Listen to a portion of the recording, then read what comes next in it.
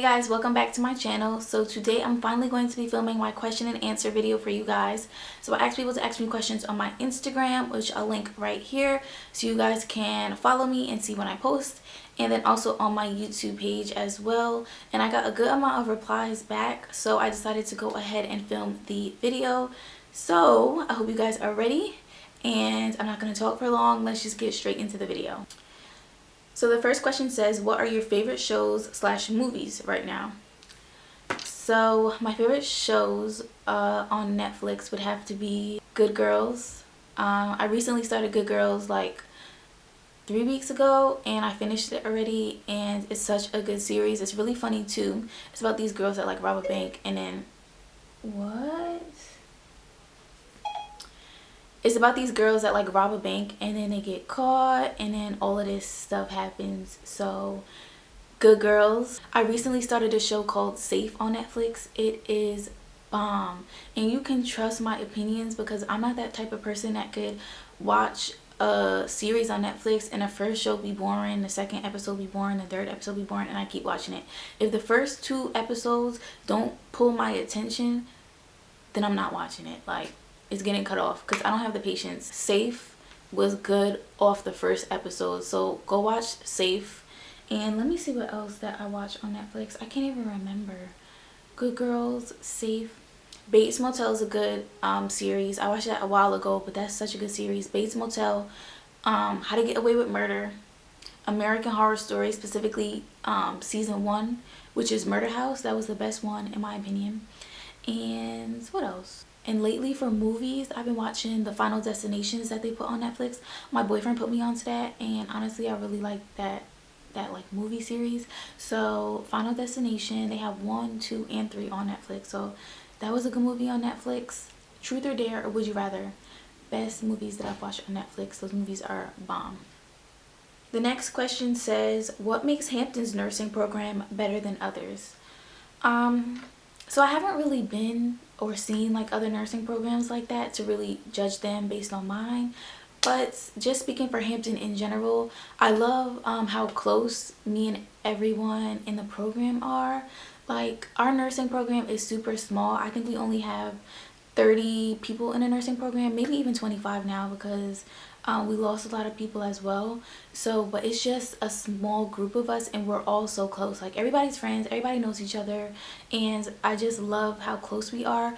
I know all the teachers in the nursing program know me, so it's like just a really small community that we have, and I love it because being in a big classroom with a bunch of people is really hard when you're in a nursing program. So I just love how small our nursing program is, and I'm sure many nursing programs are small, but I'm just saying.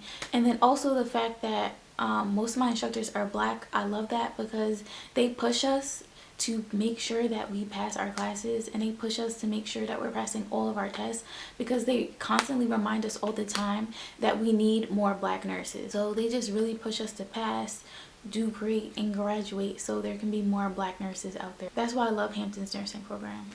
When is Chris not in my videos? Like, he always walks in when I'm filming. Always. And I end up messing up the vibe of your video. You're not messing it up. Well, I mean, whenever I walk in, it's just like, I just stare at you? Yeah.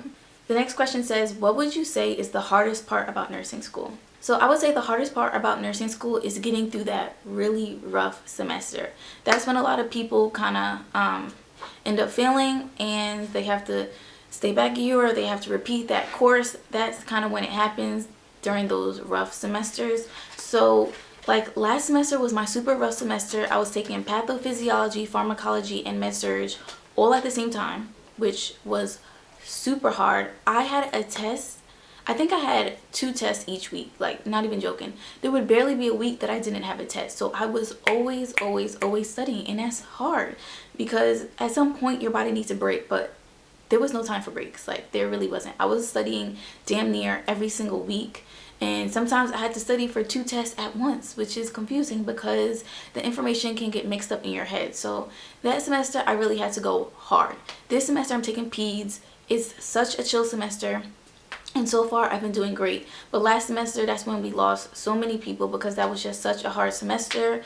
And honestly, that's the hardest part of nursing school, getting through those rough semesters and having to study so much during those hard semesters and trying to balance 3 hard classes at once. It's hard.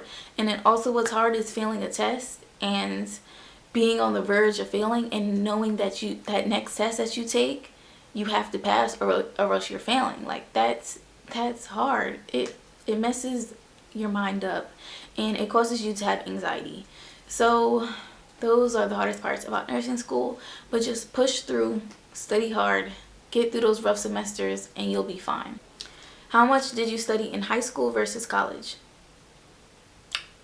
Well, high school, 9th and 10th grade, you know, when I first got in, I was doing pretty well, had like a 92 average. And then once junior year and senior year hit, that stopped. Like, I was unmotivated. I had senioritis in junior year. Like, I definitely did not study as much as I did in high school and college, especially in the nursing program. I don't even remember studying in high school, actually, to be honest. Like, high school was a breeze now that I think about it because you really got to study for college tests. Best thing to do with your hair while in college? Do whatever's easiest for you. My freshman year, I wore leave out sew-ins. That's what it's called, right? I can't remember what it's called. I wore leave out sew-ins and that was cool, but my hair would get messed up really fast because I had leave out and my hair would grow back so fast. So like the edges would be looking, oh, I just had a hair on him. So like the edges would be looking crazy.